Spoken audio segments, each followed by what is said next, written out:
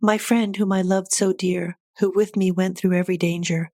My friend Enkidu, whom I loved so dear, who with me went through every danger. The doom of mortals overtook him. 6 days I wept for him, and 7 nights. I did not surrender his body for burial until a maggot dropped from his nostril. Then I was afraid that I too would die. I grew fearful of death, and so wandered the wild. What became of my friend was too much to bear, so on a far road I wandered the wild. What became of my friend Enkidu was too much to bear, so on a far path I wander the wild. How can I keep silent? How can I stay quiet? My friend whom I loved has turned to clay. My friend Enkidu whom I loved has turned to clay. Shall I not be like him and also lie down, never to rise again, through all eternity?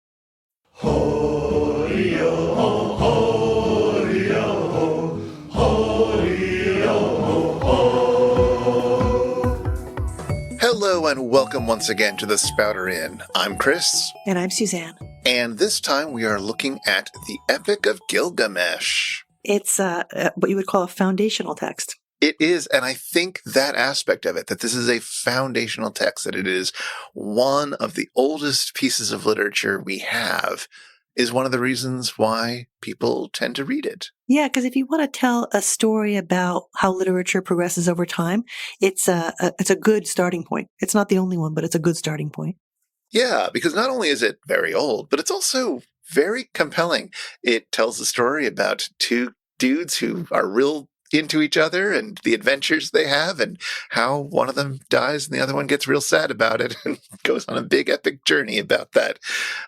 It's got all sorts of fun things, and it's actually really beautifully written in many places. Yeah, and it's about these two companions, but it's also about the whole world they inhabit. And I think this is one of the things I find most interesting. It's about the city that the story is grounded in, and I find that aspect of it really appealing. Yeah, it's very hard not to read it as a story about the dawn of civilization, because in the text itself, it makes strong distinctions between the people who live in the city and the people who don't, and how wild and bestial they are. It's also a story that includes a tale of a giant flood in which one guy builds a boat and puts an animal of every type onto it.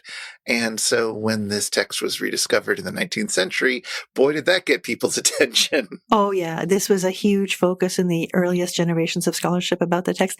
And it's also, I think, continues to be really fascinating in ways we might talk about together, because it gives you a kind of a rabbit hole into the past. Because the flood story, when it shows up, is people talking about something that is way back in the past for them. So we sort of reach back into the past to the Gilgamesh time, but then they're in the story reaching way back into a distant past for them. Exactly. Even though it is a very old text to us, it's several thousands of years old, it nevertheless is a text that's also grappling with the problems of, as they understood it, modernity. Mm-hmm, exactly. Maybe this is a good time to give a sense of the story. All right, here's what happens in the Epic of Gilgamesh. Spoilers. I don't know. Is 3,000, 4,000 years enough time to still be worrying about spoilers? I'm not sure. Okay, Gilgamesh, or Gilgamesh, as I guess he's supposed to be called, but I grew up calling him Gilgamesh, so I'm probably going to stick with that. Gilgamesh is a king ruling over the city of Uruk. He is handsome, he is strong, but he is awful to the people of Uruk, getting into fights with the men and doing even worse things with the women. And so the people pray for a solution, and the gods answer by creating Enkidu, or Enkidu, as I grew up calling him. Enkidu is an equal to Gilgamesh in handsomeness and strength, but he has not yet been civilized. And in fact, he lives among the animals. And so Shamhat, who is a sex worker, is sent to attract Enkidu and to civilize him. And so, after several days of sex, Enkidu has lost much of his animal strength, but he has gained reason. And when Enkidu arrives at the city of Uruk and meets Gilgamesh, they start to fight. But they then become fast friends. And so it's time for a road trip. Somehow Gilgamesh gets it into his head that they should go out to the Forest of Cedars and fight the forest guardian Humbaba. Enkidu thinks this is a bad idea, but he's not a coward, and so he agrees to go along with his friend.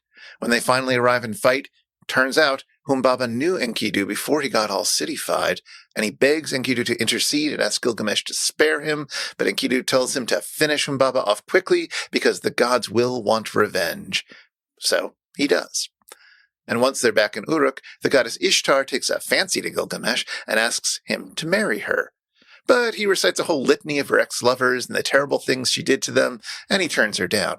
So she goes and borrows her dad's bowl of heaven and sets it upon the city. It's ferocious and it kills many people, but Gilgamesh and Enkidu are even more ferocious, and soon the bull is dead. And so the gods get tired of these two, and they decide that somebody needs to be punished. And although Gilgamesh is the instigator, the gods decide that Enkidu should take the fall, and so he is fated to die. And he doesn't get to die in battle, but rather he gets sick, it seems. And over the course of 12 days, he has some vivid dreams, and he curses everything that brought him to the city and to this point. But it's no use. Enkidu dies pitifully.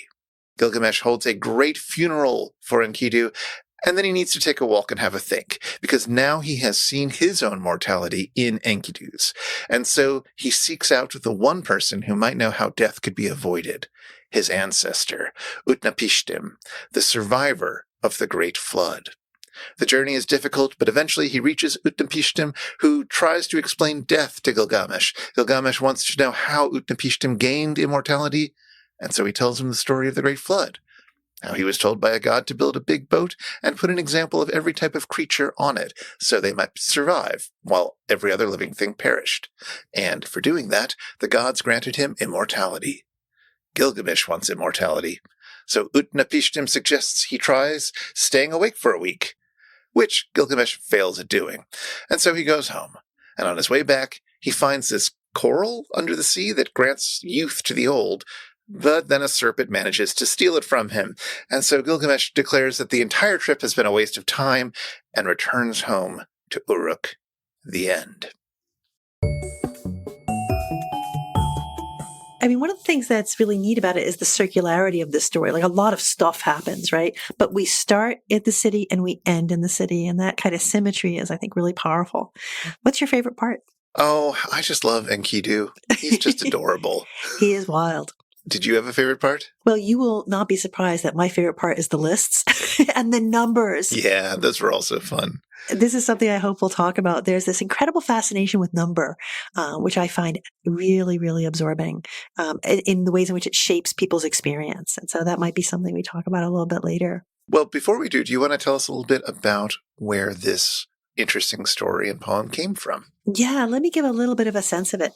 The text that we have now survives in many copies in different languages, from short fragments to longer texts, not on paper or on parchment, which you might expect, but instead it survives on clay tablets. The language was written down in cuneiform script using a pointed stylus to press wedge-shaped letters into wet clay. And these tablets, even though you might think because they're clay, they're fragile, they're actually extraordinarily durable. And so these tablets have survived over thousands of years, and that's how we have the text now.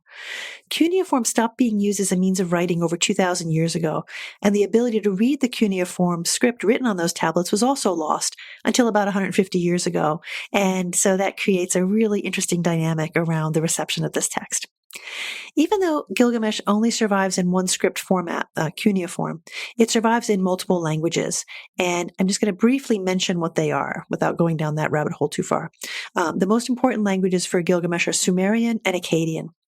And Akkadian is a Semitic language like Hebrew or Arabic, and it gives us Babylonian language and Assyrian language.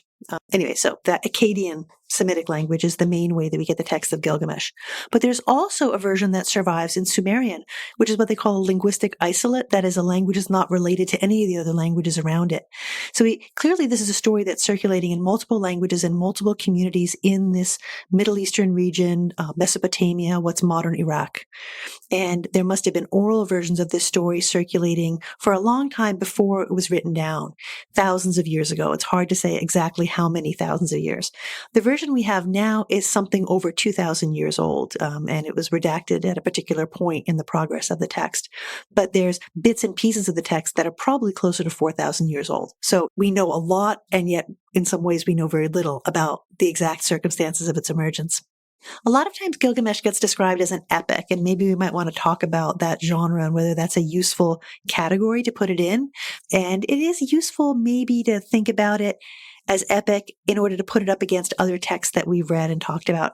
For example, the very first work that we read and talked about on the Spouter-Inn, Homer's Iliad, is one that's often juxtaposed with Gilgamesh as a way of thinking about this kind of ancient text. But Gilgamesh is super different from the Iliad in terms of reception. As we discussed way back when we read that book back in like 2019, the Iliad has been responded to, critiqued, adapted, translated, quoted, like it just gets bounced off of for thousands and thousands of years. And we have that very rich, layered reception history. But Gilgamesh, because it was only re-encountered about 150 years ago, has what you could say a very shallow, a very recent history of responses to it. In 1872, tablets containing parts of the Gilgamesh story were deciphered, and predictably, the flood story was the thing that really excited that first generation of scholars. But since that time, many more fragments of the poem have been reassembled and integrated into a whole narrative, so that even though we still have a lot of missing parts and rough edges, we can get a sense of Gilgamesh as a whole work, not a complete work, but as one thing. And the one other point I would like to just sort of touch on is that the structure, I think, of the work is really fascinating. It survives, as we mentioned, on cuneiform tablets, and conventionally the story is broken up not into books, but tablet 1, tablet 2, tablet 3, and so on, up through 11 or 12. You see the publications often give us the sort of 12 tablets worth of Gilgamesh, but in a way what we have really is 11 tablets plus one tablet. That last one is a kind of appendix or an add-on, a kind of a companion story that goes with what's come before. Those first 11 tablets hang together as a single narrative. And I guess that's all I want to say about the context. I think that there's a lot more you could say, but when you add a lot more historical detail to it, it kind of weighs down the text and makes it almost kind of overdetermined. And to be totally honest, that's something that kept me away from this text for a long, long time. I actually flirted with including it in different courses I taught, and I would look at it and I'd be like, oh, there's just too much and not enough. You know, like I don't have enough connective tissue to put it into a story with other works that make sense. And there's also so much to know to just ground it in its own historical time. So that's made me kind of both attracted to and sort of repelled from it at one and the same time for decades. Right. It's interesting now that you've sort of properly read the book. Do you still feel that way?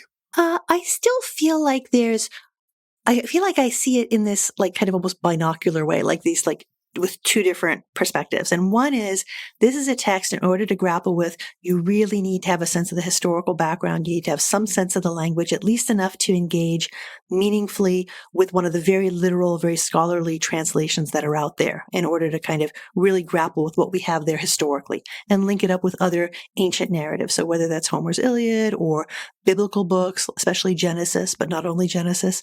So that's one way. And then the other way of reading it is because it's this work that's in pieces, in fragments. I almost feel like I could also read it in this very, I don't know what's the right word for it, but like kind of new critical way, or like maybe even surface reading, where you're experiencing the language and interacting with the language just at that level and not worrying about historical context, not getting muddied up with that. And I think the most interesting work actually that maybe is happening around this text, or at least the work that I find sort of most sparkly and attractive, is the ways in which translators wrestle with it. There's so many different ways of approaching it. There's a lot of different translations of Gilgamesh out there, and I think we'll talk about that. And they take very different kinds of approaches, and more so perhaps with Gilgamesh than with some other texts.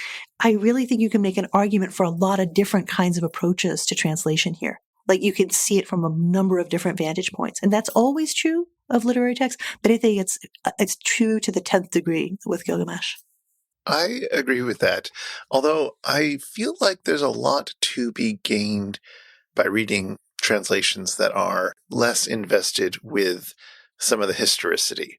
So, you basically can divide translations up into people who are trying to represent the tablets in a very scholarly way.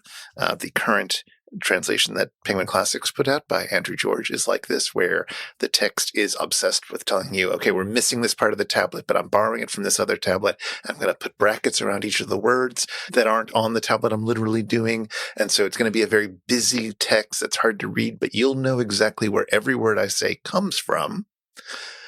You've got that school, and you've also got a school of people who are just like, well, let me try to make a readable text as if we had the whole thing. Let me make some decisions that will inform what the text is. And this is often done by translators or non-scholars in the field, people who may not actually speak any of the ancient languages, such as the previous Penguin Classics version by Nancy Sanders, which is the version that I first encountered when I was an undergrad, which is a very, let's say, liberal translation that is really willing to make severe adaptations into the text or bring in other pieces without fully signaling what's going on in order to create a compelling portrait of what this might look like. Yeah, and it's really interesting to think about the historical moment that these translations appear, right? Like, so you're mentioning Nancy Sanders' translation, which I think came out in 1960, which is at a point when Gilgamesh is getting attention already, within obviously, scholarly circles in the field of Middle Eastern civilizations, but it hasn't entered into like the literary canon. Like, it's not showing up in great books courses. It's not going to do that for a couple of decades yet, or at least a decade. And so it's a translation that's maybe making a case for a certain kind of reading or a certain kind of, as deserving a certain amount of attention. Exactly. And its introduction does spend a lot of time arguing that, and the translation does by trying to translate it with a tone that's very inflected by the King James Bible. Like, it's really trying to make this seem epic in a certain way. And it succeeds. It's kind of a lovely translation with all of the asterisks that you would put against it. We when we were determining what passage we might read at the beginning for the open, we looked at the different translations. Do you want to just read a couple lines from Sanders just to give an illustration of that King James equality? And I totally agree with you about it. Sure. So the passage that we read at the opening in Sanders' version goes, "Why should I not wander over the pastures in search of the wind? My friend, my younger brother, he who hunted the wild ass of the wilderness and the panther of the plains, nay, friend, my younger brother, who seized and killed the bull of heaven and overthrew Humbaba in the cedar forest, my friend who is very dear to me and who endured dangers beside me, Enkidu, my brother, whom I loved, the end of mortality has overtaken him. I wept for him 7 days and nights, till the worm fastened on him. Because of my brother, I am afraid of death. Because of my brother, I stray through the wilderness and cannot rest." Yeah, there's a very particular voice. And it's a part, as you said before, it's part of that argument for it being something that should be read, that deserves a place in the literary canon, right? Exactly. And there's a new translation that came out not too long ago. I don't know if you had a chance to look at it. This is the one that I read getting ready for today by Sophus Hella. It's a new translation that I think came out last year, if I'm not mistaken. And there he's taken what Hella describes as a kind of a middle course informed by the sort of very historically grounded literal translation. So he doesn't hold back, for example, from reproducing the many repetitions that we find in the text, which I find really beautiful. But he doesn't muddy up the text with a lot of annotations, and he doesn't give you all those brackets that some of the other translators do. Like he'll smooth out the language silently, which is, I think, I found it very readable. Yeah, I ended up mostly reading David Ferry's translation, which is quite lovely. It's in unrhymed iambic pentameter couplets, but it does collapse some of the repetition that you find in the original. And I found it really useful to have that in one hand and have the George in the other hand, the more scholarly edition. So if I saw something and was like, oh, that's a curious turn of phrase, how is that reflected in a more literal translation? I could do that, but it made a text that I thought was a more easy and compelling read. And it seems like Hella is trying to navigate somewhere between those two positions. Yeah, I really like the way in which actually he keeps the repetitions, because for me, it provided a kind of a sense of the poignancy that a grieving person has, like in this particular passage. So just a couple lines. He says, I grew scared. He says, afraid of death, I wander the wild. The story of my friend wears me down, so I wander the wild on far off roads. The story of Enkidu wears me down, so I wander the wild on far off roads. Like, it's repetitious, but it's repetitious in the way that grief makes you sort of pick over your grief. Sure. And repetitions in other places have a very different kind of function, almost a refrain-like function, which I found really absorbing. And he, I think, brings that out pretty well. So you can't really go wrong, I think. You can find a translation that fits your style of reading, and I think it's perfectly fine to start with one of the more poetic translations that is less concerned with 100% fidelity to the original. And I think it's marvelous that we have access in the Andrew George translation to a very scholarly edition that is still pretty accessible, but maybe not what I would recommend for anyone for their first read of the poem. Mm-hmm, mm-hmm. We're sort of very lucky right now in terms of how much Gilgamesh we have. Well, I think it's lucky, but it's also, I think, an expression of the fecundity of the text. Like I said, it's got this shallow reception history, like only got about 150 years of reception, right? But it's brought out a lot of creativity on the part of the translators, which is what we've been discussing, but also I think in other sort of cultural environments as well, right? So it's very generative. Well, so you raised some questions when you introduced this, and one of those questions was about the nature of epic. Do you find this to be a useful text to think of as an epic? And, how does it compare with the Iliad, which I suppose is the most epic or the most sort of quintessential epic? Yeah. Well, I guess like putting like my teacher hat on, right? I could imagine that kind of label being useful as a way of thinking about what other texts we could compare it to readily. And the Iliad is a really good example. Epic generally means it's going to be poetry. It's going to be long. It's going to have a sustained narrative. It's going to have a hero, maybe more than one hero. There's going to be fighting. There's probably going to maybe be some gods involved. There's, it's martial action on a large scale, right? And like every genre, this is just a label. Like it's like labeling, your drawer, sock drawer, as opposed to underwear drawer. It's just a way to organize text. And writers sometimes very self-consciously will be using that, right, at certain points in literary history. But it doesn't ultimately kind of mean anything, whether you label as an epic or not an epic, right? It's a tool. It's kind of instrumental.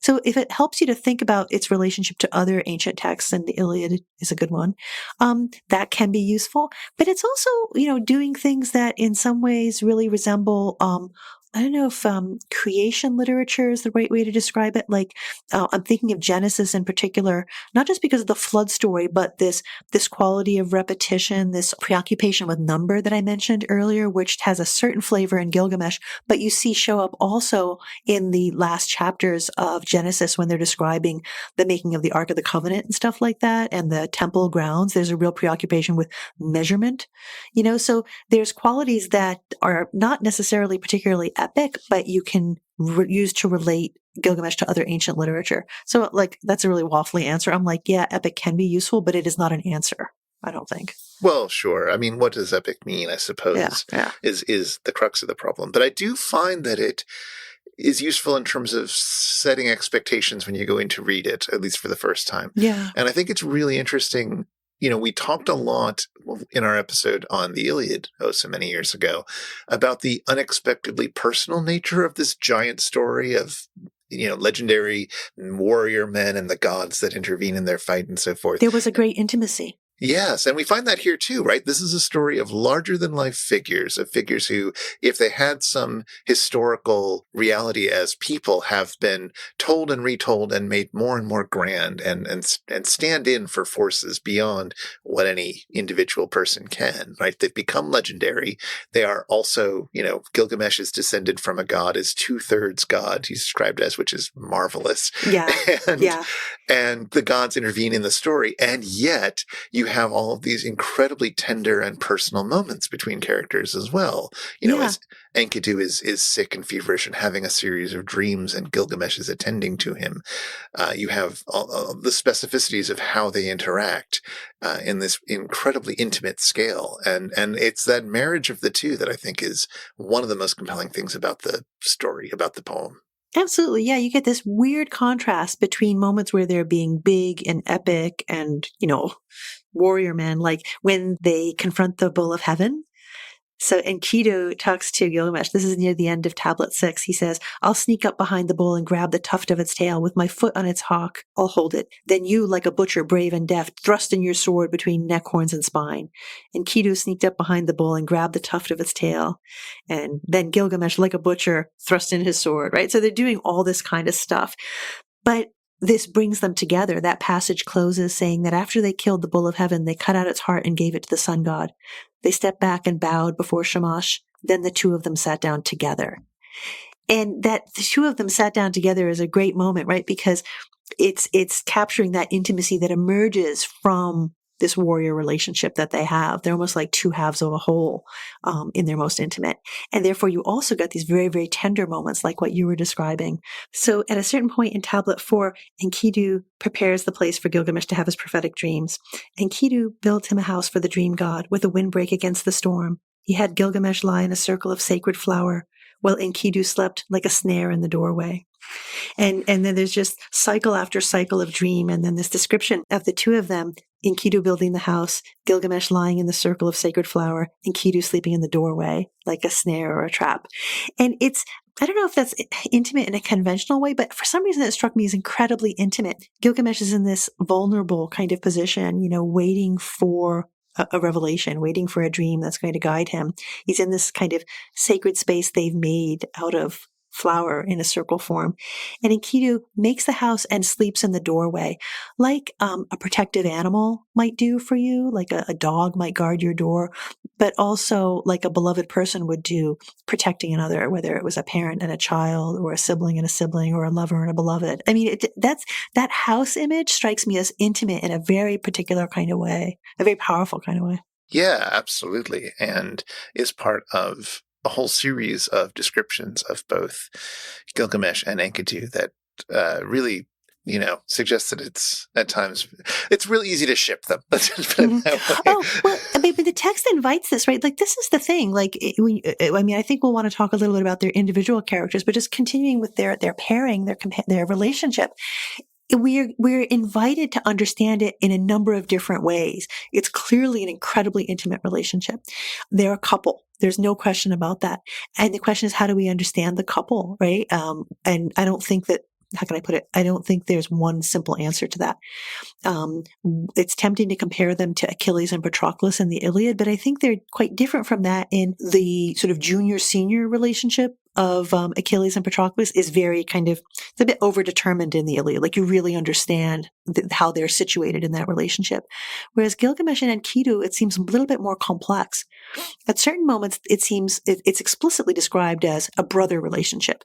So at a certain point at the end of Tablet 3, Ninsun, who's Gilgamesh's divine mother, she adopts Enkidu as her own son. She says, I hereby take Enkidu as my beloved son. Let Gilgamesh treat him with brotherly love. So in that moment, they become members of the same family, right? They're brothers. But there's other moments as well that bring them together as two warriors, like we saw when they kill the bull of heaven together. And also these intimate moments where they're in that household, the house of dreams, waiting for that prophetic dream. And then there's a moment when Enkidu describes his own body in a way that makes it clear that he and Gilgamesh have an intimate familiarity with one another's bodies. Right. So I'm kind of resisting using contemporary language to describe the nature of that relationship, right? Other than saying it's intimate, it's bodily in a number of different kinds of ways. It's fascinating, I think. What do you make of it? Well, I also think it's interesting because Enkidu is literally made for Gilgamesh to be a companion and to be an equal. And they are both at various times described as womanly in interesting ways. In fact, the first thing we hear about Enkidu is that he's made and he has long tresses, long hair like those of a woman. And similarly, when Enkidu dies, Gilgamesh refers to himself as, he's going to weep for Enkidu, my friend, like a hired mourner woman I shall bitterly wail. They're very comfortable with entering into those spaces, so to speak, and using that language. And when Enkidu has not yet met Gilgamesh, but he's getting prepared for meeting him, Gilgamesh has a series of dreams of a meteor and of an axe. And Ninsun explains these to him as saying, well, someone's coming. And like a wife, you'll love him, caress him, and embrace him. And, it's also interesting, I find that when they actually do meet, it is because Gilgamesh is on his way to interrupt a wedding to have his way with the bride. And Enkidu doesn't care for this and stops him. And that one desire that was going towards the bride has been transferred onto Enkidu, right? Mm-hmm, this is a replacement for that kind of improper affection. Enkidu is able to absorb all of this superabundance that's coming from Gilgamesh, right? Gilgamesh is not monstrous exactly, but he's he's too much, right? He's 2/3 God and 1/3 man, which I just absolutely love. Like just parenthetically, like Achilles, with the guard too, his semi-divinity, it's like, mom's a goddess, dad's immortal kind of thing, right? That's what we're accustomed to seeing from those kinds of texts. Here, it's like, I love the fact that the proportion is managed in this, very different kind of way. Sounds very cool. Yeah, absolutely. But Enkidu is able to absorb this. Like it's like grounding electricity or something like that. Like he is capable of absorbing all of that, what is coming from Gilgamesh. And I think it's really neat that it's absolutely, there are these languages chosen to invoke the feminine as part of what's happening there, but it's not just the feminine. In the description of Enkidu's creation, he's said to be woven for war. All of his body was covered with fur. His hair was as long as a woman's, and his locks curled thick like ears of corn. He knew no people and no country. Naked like an animal, with the gazelles he grazed on grass, with the herd he rushed to drink, with the beasts he quenched his thirst. One day by the waterhole he locked eyes with a hunter, a woodsman. One day, and a second, and a third, Enkidu and the hunter locked eyes by the waterhole. The hunter looked at him and froze with fear, then headed home with his catch. So it's like, he's not an animal, but he's kind of animal proximate. Oh, yeah. And he's not a woman, but he's kind of, he's got the hair of a woman, this long hair. And his hair is also to be curled like ears of corn are curled, right? And so he's, earlier you said that's part of that sort of nature culture divide that is happening here. Like there's the life of the city and there's the remote life that we see in the cedar forest, for example. But Enkidu is like, I don't know how to put it. He's like liminal, or he's on the edges of things. And that's what gives him this potentiality to absorb what Gilgamesh has. Exactly. Yeah. No, he's a fascinating character that way. I also enjoy how when they're fighting with Humbaba sort of tries to use this against him, spins it in a somewhat different way, and says to him, "Come, Enkidu, you spawn of a fish who knew no father, hatchling of terrapin and turtle who sucked no mother's milk." Them's fighting words. Yeah, but it's also like, how many different angles of attack is that, all about the sort of animal nature of where Enkidu comes from, right? How he doesn't quite fit in with this new civilized clothes he's wearing, so to speak. And there's another dimension to the description of Enkidu too, which I find absolutely fascinating. He's repeatedly likened to a meteorite. Yes. Over and over again. He's said to be, at one point, as mighty as a meteorite fallen from the sky. And that phrase recurs from different people at different moments in that whole section. And so, so he's not, how can I put it? He's coming from some peripheral place, whether it's the wild areas of the land, or whether it's from the sky, wherever it is he comes from. It's not here. He's adorable. He is adorable. I know.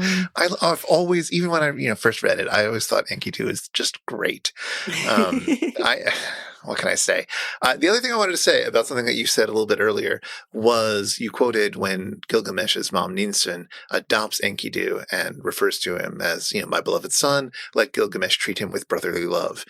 And while you're right that is sort of like, okay, the two of you are now like brothers, like adopted brothers, that's also language that we use now, at least, yes, when people get married and you welcome in the new spouse into the family. Exactly. So it's not like I don't know, but it is a possibility space. No, that's what I meant by saying it's not exclusive. Yeah. Totally agree with you. And that's why that there's this language of sacrality that the goddess uses in that passage, which I think is really suggestive. She says, "Enkidu, you were not born from my womb, but now your family will be Gilgamesh's temple."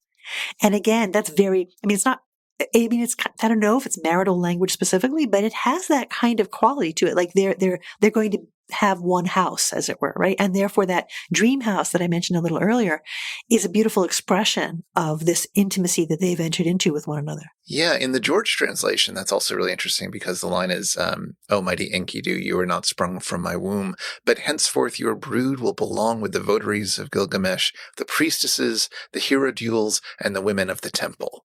So that is a kind of linkage, like a familial linkage, like they've become one family, right? And that is very marital. Yeah, exactly. Yeah, totally. And so, when sadly Enkidu has to pass and die, Gilgamesh takes it real hard. What did you think of that whole post-death sequence? Well, there's a lot to it, I have to say. One thing I was really struck by was when immediately with the death of Enkidu, when we're at the beginning of Tablet 8, Gilgamesh begins his weeping. It's dawn, he begins his weeping. And all that animal language that we were talking about earlier in the creation of Enkidu comes back again. So Gilgamesh says, Enkidu, born to a gazelle and an onager, your parents, and you were brought up by donkeys and led to pasture by the beasts. May boxwood, cypress, and cedar weep for you, the trees we crept through in our wrath. May the bear, hyena, leopard, cheetah, deer, jackal, lion, oryx, stag, ibex, beast, and herd of the wild weep for you. May the holy river Ule weep for you. May the sacred Euphrates weep for you. And he goes on. So it's really interesting how that natural environment, and needless to say, that great animal catalog, that comes back again as the grief pours out. Yeah. And so that initial response I thought was really interesting. It's kind of almost a creation moment again, but it's in the mode of grief.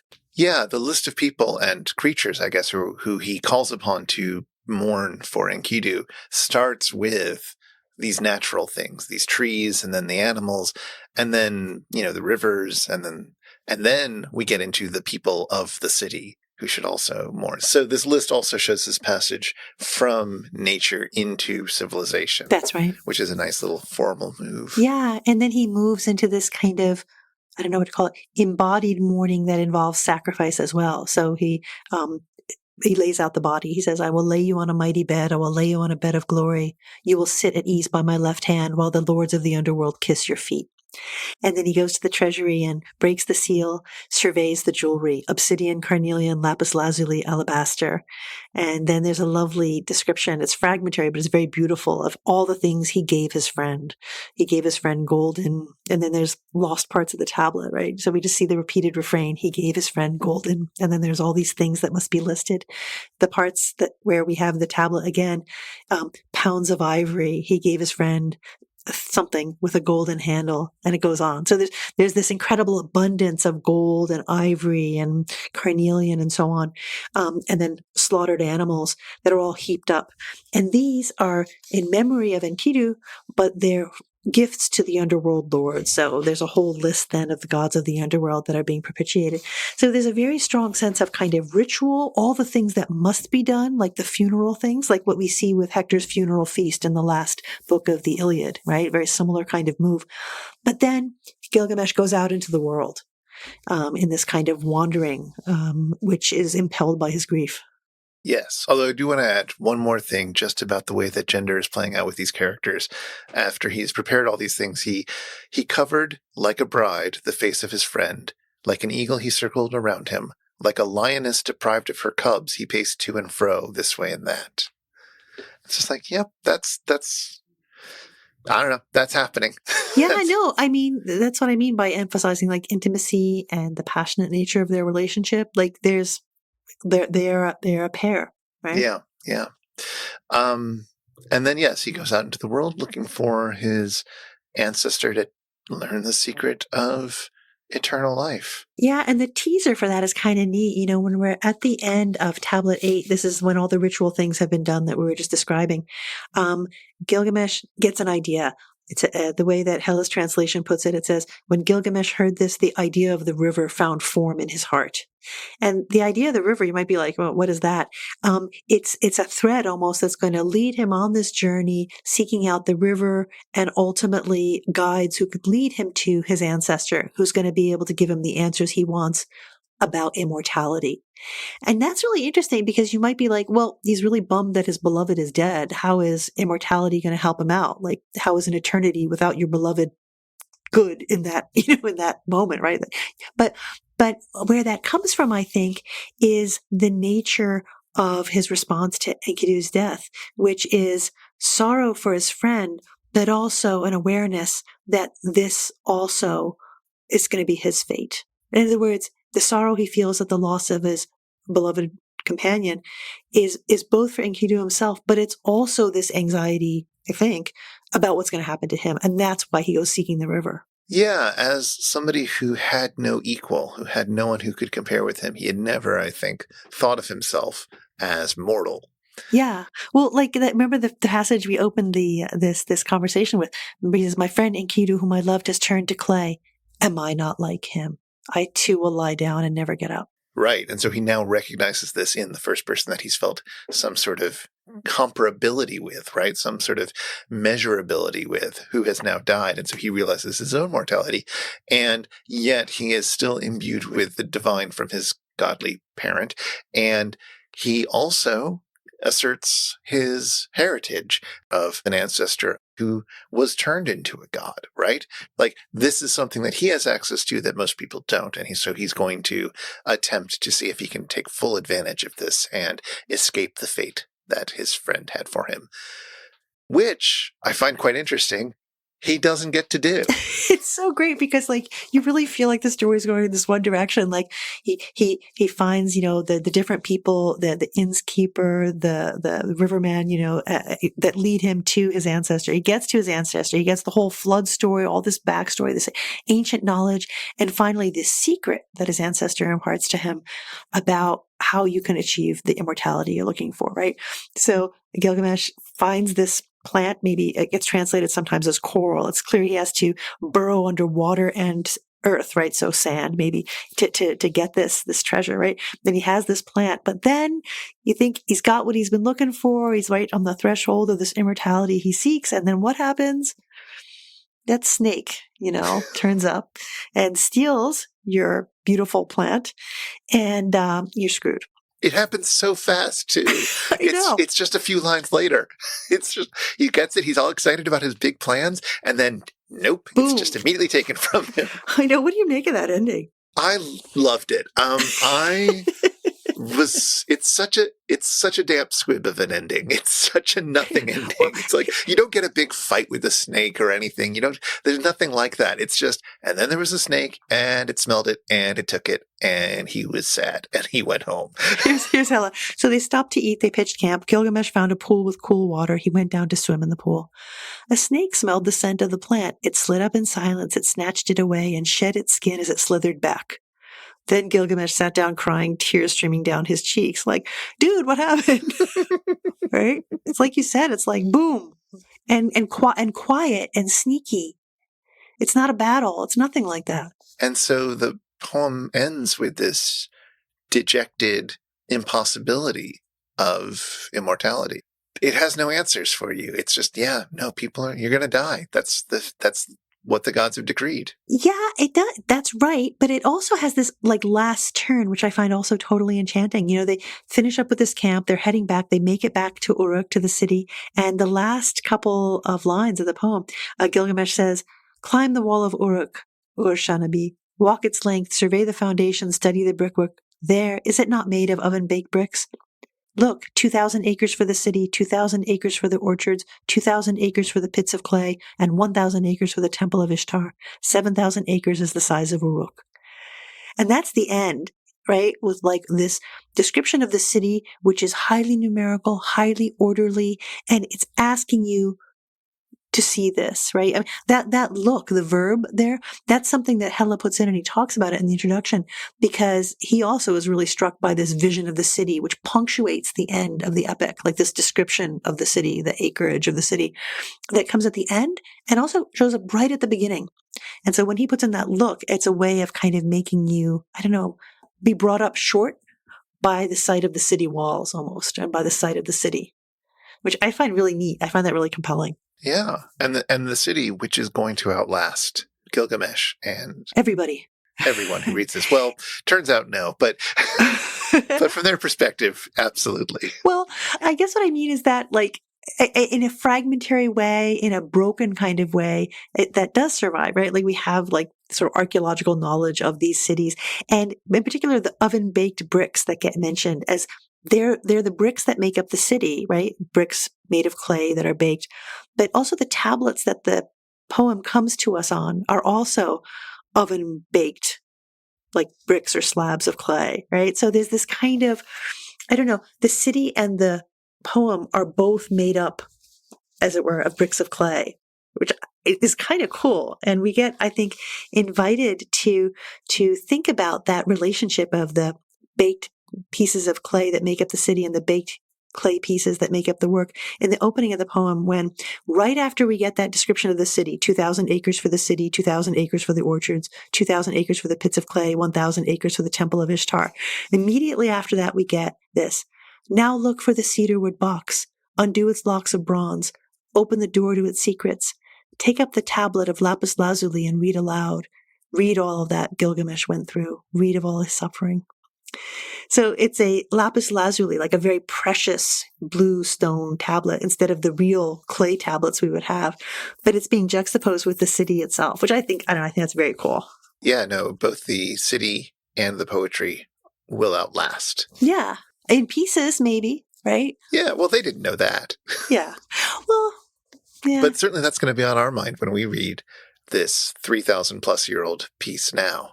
Yeah, maybe them too, though, right? Because as you said, in a way, Gilgamesh is the story of people who are struggling with their own modernism, like thousands of years ago, right? Because that reaching back to the distant past when Gilgamesh encounters his ancestor and hears the story about the flood and all this stuff that happened way back when, like they're aware of the passage of time on that big scale, I think as much as we are. Well, I hope you're glad that you finally read Gilgamesh. I am. It took me a while to get to it. And then also even now getting ready, it took me a while. I kept bumping up against, I don't know enough. I don't know enough of the background. But at a certain point, I just got to like, wow, I'm really enjoying this. And like I said, the number stuff, the orderliness, the repetitions, I found those really affective. Like I found those really moving in all kinds of ways.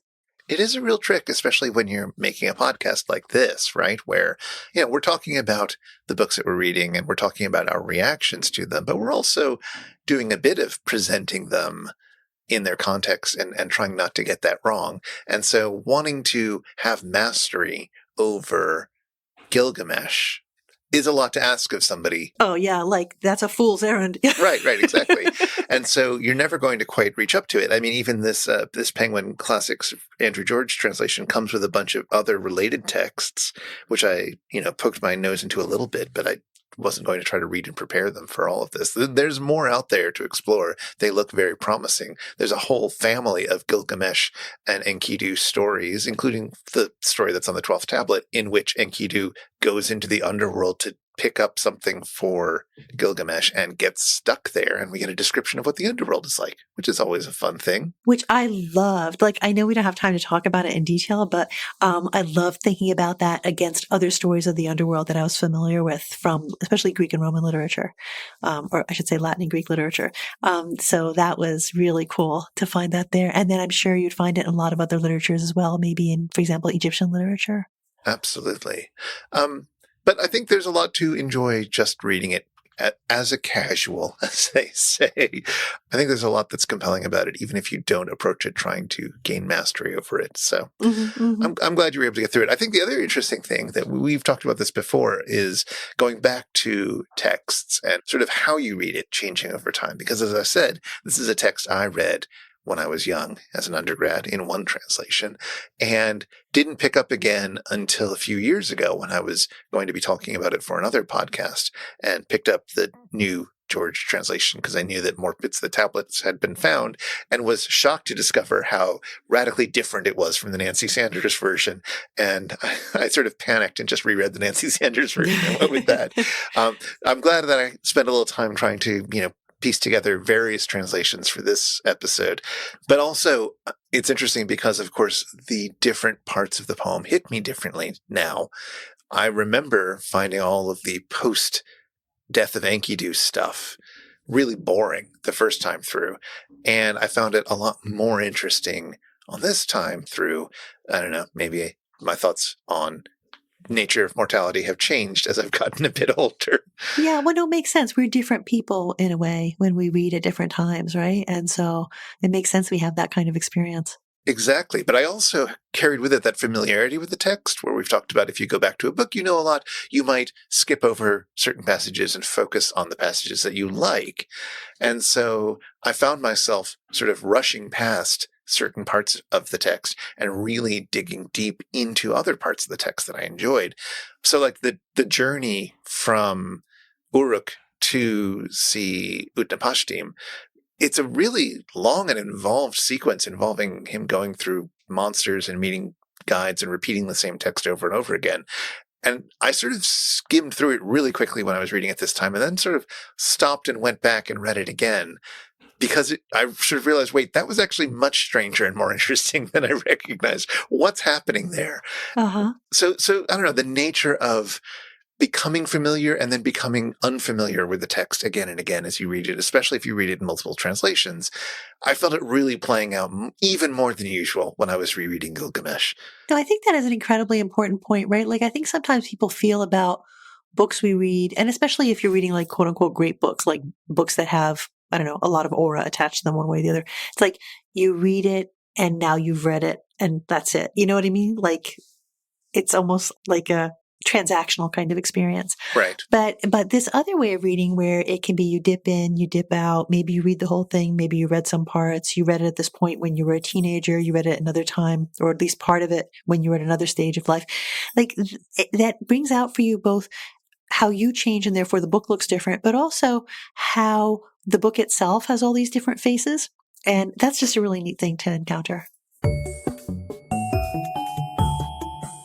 Well, listeners, you may have noticed, if you were paying very close attention, that we did not open this by talking about what cluster we're reading Gilgamesh within.